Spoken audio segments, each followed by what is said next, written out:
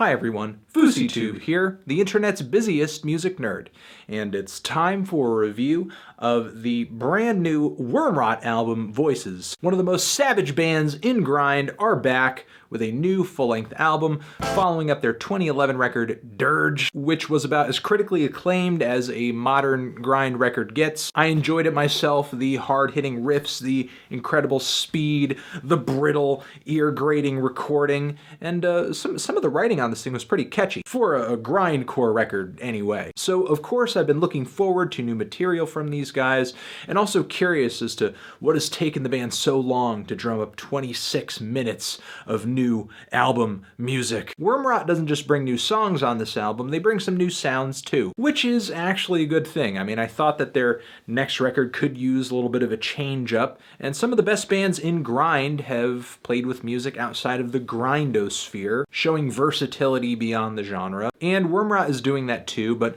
in a way where they're not softening the impact of this album. The band seems to work in more harmonious chord progressions into this record that seem like they're pulled straight out of the post-hardcore playbook, or sometimes even the black metal playbook. And of course the vocals and the drums they pair with this still have very much a grind vibe, the blast beats, the doubled up very gruesome screams from the front to the back of this record. And with melody and harmony playing a slightly larger role on Voices, it only makes Wormrot catchier, which again still feels like a pretty weird word to apply to a grindcore record, but somehow in the case of Wormrot it works, even with most of the album feeling like a chaotic blur. I think whether or not what Wormrot does sticks with you will depend on how much you're keeping up with Wormrot, because it really is a challenge to pay attention to and eat up every detail that the band flashes by your face on these songs, like the really sinister chord progression that runs through most of Hollow Roots, or the track Oblivious Mess, which starts off with this really spacey guitar intro, really eases you in to what eventually ends up being this blast of guitars and drums that have this really bright tone to them. Reminds me kind of like that Liturgy record, Aesthetica. The song Shallow Standards has a similar guitar tone on it too. Now eventually the band breaks these guitars down into this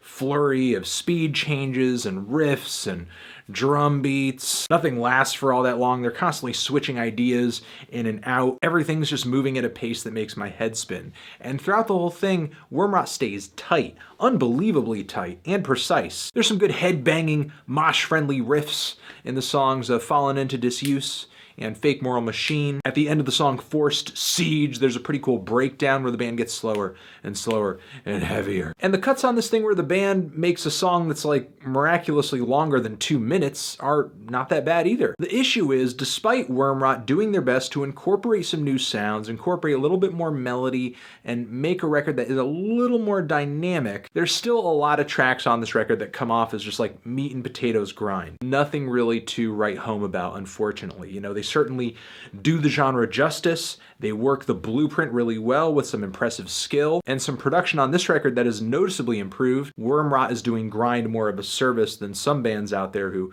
use the genre just as an opportunity to show off their technical skill. But there is a daunting predictability to what Wormrot does on this album that makes it kind of hard to be enthusiastic about it for its full 26-minute length, which feels almost too long in a way, despite the fact that there are a lot of great grind and grind-related albums that exceed that runtime. Just this album specifically, I don't think varies up its sound and its stylings quite enough to justify the amount of tracks and the amount of minutes it's allotted itself. Maybe if the band boiled this thing down to its most essential and most memorable parts, we'd be talking about another review here, but as is, it's still a pretty good grind record, and I would most definitely recommend it to anybody who is into that style of music and are looking for a new album in the genre in 2016 that has some intense, high energy, aggressive performances, a good recording, and a solid attempt at bringing some other sounds, bringing some other ideas into the grindcore fold. I'm feeling a strong 6 to a light 7 on this thing. Transition. Have you given this Wormrot record a listen? Did you love it? Did you hate it? What would you rate it? You're the best, you're the best. What should I review next? Hit that like if you like. Please subscribe, and please don't cry. Just leave an angry comment in the comments if you're pissed off. All sorts of links next to my head, other videos, subscription, website, and take a deep breath, drink a glass of water, and have a good night's sleep.